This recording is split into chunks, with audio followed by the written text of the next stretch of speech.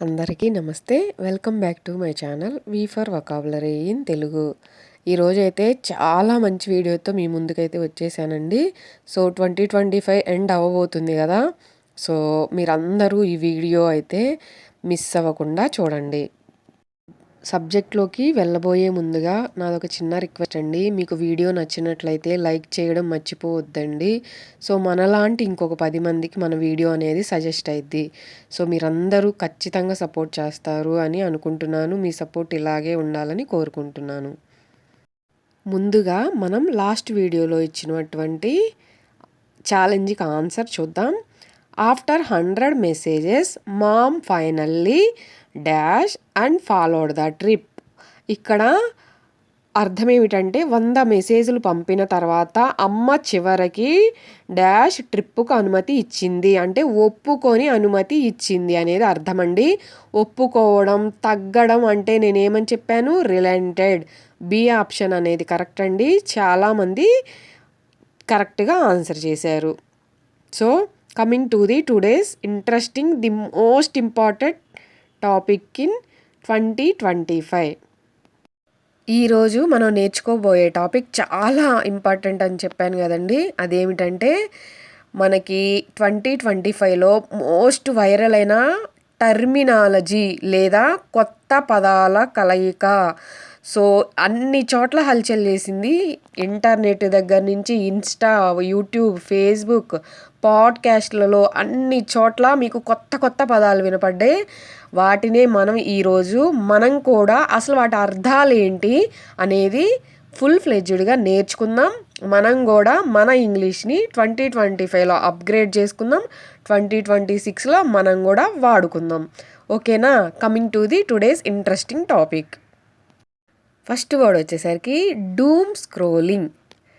డూమ్ scrolling అనేది చాలా చోట్ల విన్నామండి, చాలా వైరల్ అయిన వర్డ్. సో డూమ్ స్క్రోలింగ్ అంటే చెడు వార్తలను వరుసగా చూస్తూ ఉండడం, ఫోన్లో కంటిన్యూస్గా స్క్రోల్ చేస్తూ షార్ట్స్. అసలు ఇప్పుడు బాగా జనాలు ఎడిక్ట్ అయింది యూట్యూబ్ షార్ట్స్ అండి. ఇక స్క్రోలింగ్ అనేది ఒక చోట ఆగదు, పోతూనే ఉంటుంది. సో దీనివల్ల ఏంటంటే మనకి తెలియకుండానే మన మెంటల్ ఇల్నెస్ అనమాట, మన మానసిక ఆరోగ్యం అనేది పాడైపోతుంది అనమాట. ఎందుకు అంటే అక్కడ నవ్వితే వీళ్ళు నవ్వుతారు, అక్కడ ఏడిస్తే వీళ్ళు నవ్వడం, అక్కడ భయపడితే వీళ్ళు భయపడడం, అలా అనమాట. సో డూమ్ స్క్రోలింగ్ అంటే ఏమిటి? చెడు వార్తలు వరుసగా చూస్తూ ఫోనుని స్క్రోల్ చేస్తూ ఉండడం అనమాట. అంటే నెగిటివ్ వార్తల్లో మునిగిపోవడం అని అర్థం అండి. సో అర్థమైంది కదా. ఈ పదాన్ని ఎగ్జాంపుల్ ద్వారా నేర్చుకుందాం. Too much doom scrolling affects mental health. నేను ఆల్రెడీ చెప్పాను మీకు. ఎక్కువగా ఆపకుండా ఫోన్ స్క్రోల్ చేస్తూ ఆ నెగిటివ్ వార్తలను చూడడం వలన మానసిక ఆరోగ్యం మీద ప్రభావితం అవుతుంది, ప్రభావం చూపిస్తుంది అని అర్థమండి. మీలో ఎవరైనా ఈ షార్ట్స్ పిచ్చిలో మునిగిపోయే వాళ్ళు ఎవరైనా ఉంటే ఈ వీడియో కింద ఖచ్చితంగా కామెంట్ చేయండి. సో జాగ్రత్తగా ఉండండి. మనం హెల్త్ అనేది చాలా ఇంపార్టెంట్. నెక్స్ట్ వర్డ్ వచ్చేసరికి టచ్ గ్రాస్. టచ్ అనగాల్ని ముట్టుకోవడం, గ్రాస్ అనగాల్ని గడ్డి అని మాత్రం అనుకోకండే. టచ్ గ్రాస్ అంటే ఆన్లైన్లో నుండి బయటికి రా, ఫోను పిచ్చిలో నుంచి బయటికి రా, ఫోన్కి అతుక్కొని ఉండద్దు, మనం సోషల్ మీడియా నుంచి బయటకి వచ్చి నిజ జీవితాన్ని చూడు అని అర్థమండి. సో ఇవన్నీ కూడా వైరల్ స్లాంగ్ అనమాట 2025లో. సో అర్థమైంది కదా టచ్ గ్రాస్ అంటే ఏమిటి అనేది. ఎవరైనా వాడితే కాలర్ ఎగరేసుకుంటూ నాకు తెలుసు టచ్ గ్రాస్ అనేది అని ఖచ్చితంగా ఆన్సర్ చేయండి వాళ్ళకి.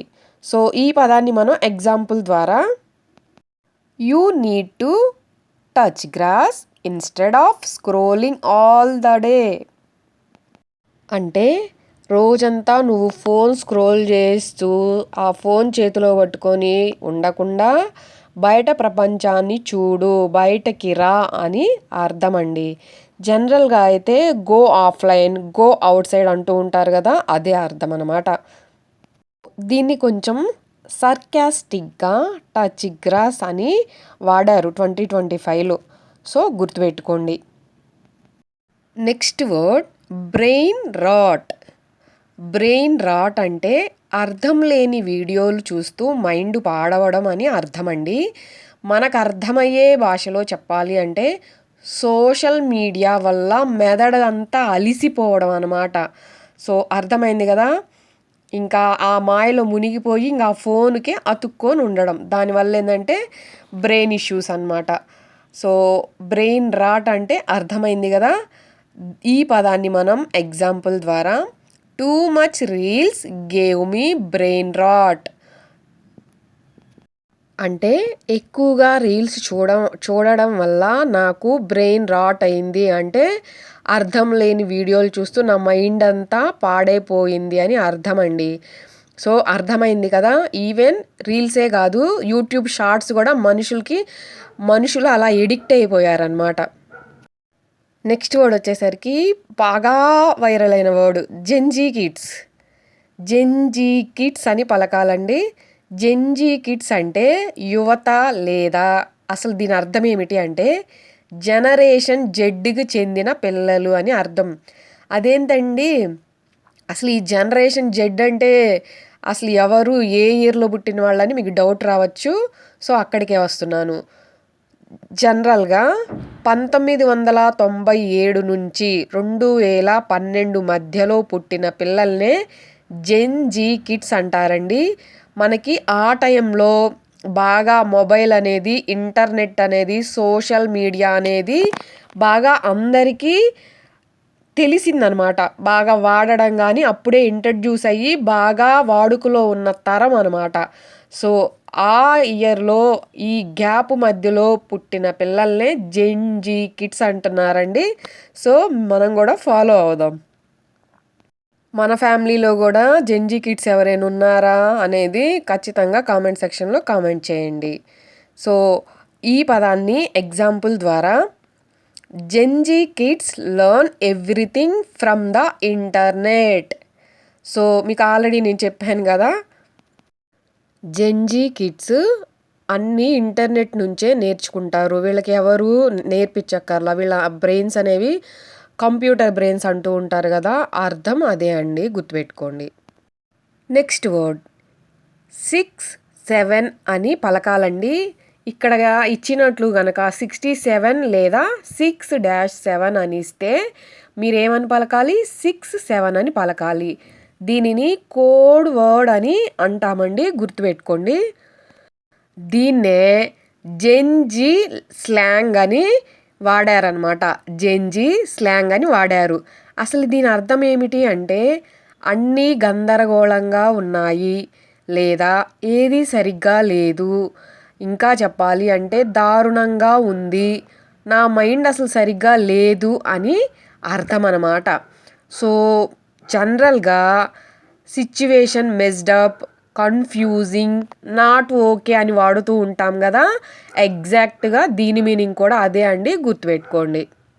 ఈ పదాన్ని మనం ఎగ్జాంపుల్ ద్వారా after the exam my mind was 67.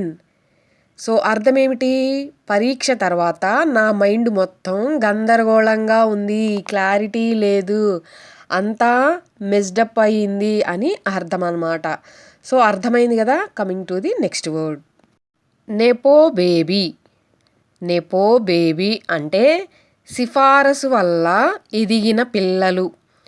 జనరల్గా మన వాడుక భాషలో చెప్పాలంటే అండి, తల్లిదండ్రుల పేరు వాళ్ళకున్న పరపతిని వాడుకొని పైకొచ్చిన పిల్లలు అని అర్థం అండి. ఇది జనరల్గా ఏ ఫీల్డ్లో ఉండిద్ది మీ అందరికీ తెలుసు, ఫిల్మ్ ఇండస్ట్రీ, పాలిటిక్స్లో ఉండిద్ది. ఎవరైనా బిజినెస్ మ్యాగ్నెట్స్ ఉంటారు కదా, వాళ్ళల్లో కూడా వాడే స్లాంగ్ అనమాట ఇది. వాళ్ళని ఏమంటాము, నెపో బేబీస్ అంటాము. సో అర్థమైంది కదా, తల్లిదండ్రుల ప్రభావంతో ఎదిగిన పిల్లలు, సిఫారసుల వల్ల అవకాశాలు దక్కించుకున్న పిల్లలు అని అర్థమండి. సో ఈ పదాన్ని వాడి మనం ఎగ్జాంపుల్ ద్వారా nepo babies get easy entry into films మనం ఆల్రెడీ డిస్కస్ చేసుకున్నాం. నెపో బేబీలకు సినిమాల్లో సులభంగా అవకాశం దొరుకుతుంది. సో అర్థమైంది కదా. Coming to the next word trade wife. Trade wife. అసలు ట్రేడ్ అనగానే ట్రేడింగ్, వైఫ్ అనగానే భార్య అని మాత్రం అనుకోవద్దు. ట్రేడ్ వైఫ్ అనేది కూడా మనకి 2025లో వైరల్ అయిన ఒక స్లాంగ్ అనమాట. అసలు ఈ ట్రేడ్ వైఫ్ అంటే పాతకాలపు భార్య పాత్రలను ఇష్టపడే మహిళ అని అర్థం అండి. జనరల్గా మన వాడుక భాషలో చెప్పాలి అంటే దాని అసలు మీనింగ్ ఏంటంటే ట్రెడిషనల్ వైఫ్ లేదా సాంప్రదాయమైన భార్య, ఇల్లు కుటుంబానికి ప్రాధాన్యం ఇచ్చి చూసుకునే మహిళ అని అర్థం అండి, గుర్తుపెట్టుకోండి. సో అర్థమైంది కదా ట్రేడ్ వైఫ్ అంటే ఏంటి అనేది. ఈ పదాన్ని ఎగ్జాంపుల్ ద్వారా being a trade wife is a personal choice అంటే ట్రేడ్ వైఫ్గా ఉండడం వ్యక్తిగత ఎంపిక, అంతే కదా, ఎవరిష్టం వాళ్ళది, ఒక్కొక్కళ్ళు ఒక్కోలా ఉంటున్నారు. Next word truthiness. మీరు వింటున్నది నిజమే, ట్రూతీనెస్, నాట్ ట్రూత్ఫుల్నెస్, ఓకేనా. ట్రూతీనెస్ అంటే భావోద్వేగాల వల్ల నిజమని నమ్మే మాట. అంటే అర్థం ఏంటి? సరే మన భాషలో చెప్పుకుందాం, వచ్చేయండి. నిజంగా అక్కడ నిజం లేకపోయినా అక్కడ ఉన్న ఆడ ఉన్న ఫీలింగ్స్ ఆధారాలను బట్టి అది నిజమే అని నమ్మే ఒక స్లాంగ్ అనమాట. అర్థమైందా? సో అంటే నిజంలా అనిపిస్తుంది కానీ అక్కడ నిజం ఉందా లేదా అనేది నిర్ధారణ లేని విషయం అని అర్థమండి. అక్కడున్న భావోద్వేగాలను చూసి అవునేమో అది నిజమేమో అని అనుకుంటారు, దాన్నే ట్రూతీనెస్ అంటారు. సో అర్థమైంది కదా ట్రూతీనెస్ అంటే ఏమిటి అనేది ఈ పదాన్ని ఎగ్జాంపుల్ ద్వారా. People believed the news because of truthiness అంటే నిజంలా అనిపించడంతో ప్రజలు ఆ వార్తను నమ్మేశారు. అంటే అక్కడున్న సిచ్యువేషన్ చూసి, అక్కడ జరుగుతున్న కళ్ళకు కనిపించింది చూసి అది నిజమని నమ్మారు, అక్కడ నిజంగా ఉందో లేదో తెలియదు అని అర్థం అనమాట. So coming to the next word deep fake. Deep fake అంటే ఏఐ వీడియోలు లేదా ఆడియోలు అని అర్థం అండి. అసలు అంటే ఏందో చూద్దాం ఫస్ట్. ఏఐ ద్వారా అంటే ఏఐను ఉపయోగించి నిజమైనట్టు కనిపించే నకిలీ వీడియోలు లేదా ఆడియోలను చిత్రాలు తయారు చేయడాన్నే డీప్ ఫేక్ అంటారు. మన వాడుక భాషలో అర్థమైంది కదా. అంటే ఏఐ ద్వారా తయారు చేసిన నకిలీ వీడియో లేదా ఆడియోనే డీప్ ఫేక్ అంటామండి. వీళ్ళు ఏం చేస్తారంటే అసలు ఇది నిజమే ఇంకా అసలు ఈ మధ్య ఏఐ వీడియోలు చూస్తున్నాం కదా, వాళ్ళు నిజంగా రియలిస్టిక్ మనుషుల్లాగే ఉంటున్నారు. అంటే ఏఐని యూజ్ చేసి రియలిస్టిక్గా ఉండే ఫేక్ కంటెంట్ని తయారు చేయడాన్నే డీప్ ఫేక్ అంటామండి, గుర్తుపెట్టుకోండి. సో అర్థమైంది కదా క్లియర్గా. ఈ పదాన్ని ఎగ్జాంపుల్ ద్వారా deep fake technology can be dangerous. So ఇప్పుడు ఏ వీడియోస్ మన యూట్యూబ్లో కూడా పెడుతున్నారు, రేపు మన లైఫ్లోనే మన ఫొటోస్నే తీసి వీడియోలో పెట్టరని గ్యారెంటీ ఏంటి? సో ఇది ప్రమాదకరమా కాదా కమెంట్ సెక్షన్లో కామెంట్ చేయండి. సో అర్థమైంది కదా. Next word nano banana. ఇది ఎంత వైరల్ అయింది మీ అందరికీ తెలుసు. నానో బనానా అంటే ఏఐ ద్వారా కావలసినట్టుగా ఫోటోలను సృష్టించడం. అసలు దీని అర్థం ఏంటి అంటే అండి, గూగుల్ రూపొందించిన అడ్వాన్స్డ్ ఏఐ ఇమేజ్ జనరేషన్ లేదా ఇమేజ్ ఎడిటింగ్ మోడల్ వైరల్ లేదా ఇన్ఫార్మల్ పేరు అనమాట. అసలు ఇది నానో బనానా అనేది బాగా వైరల్ అయింది ఇది. అంటే ఇది యూజ్ చేసి ఇమేజెస్ని క్రియేట్ చేయడం, ఎడిట్ చేయడం, ట్రాన్స్ఫార్మ్ చేయడం కోసం ఉపయోగిస్తారు. సో అర్థమైంది కదా నానో బనానా అంటే అసలు ఎలా సృష్టించవచ్చు అంటే నువ్వు అమెరికాలో లేకపోయినా నువ్వు అమెరికాలో ఉన్నట్టు నీ ఫోటోలు తీసుకురావచ్చు. ఏంటి నీకు ఎలా కావాలంటే అలా సృష్టించడానికి, ఈ సృష్టించడం అనే పదాన్ని గుర్తుపెట్టుకోండి నానో బనానా అంటే. సో ఈ పదాన్ని వాడి మనం ఎగ్జాంపుల్ ద్వారా Google's Nano Banana can generate realistic images.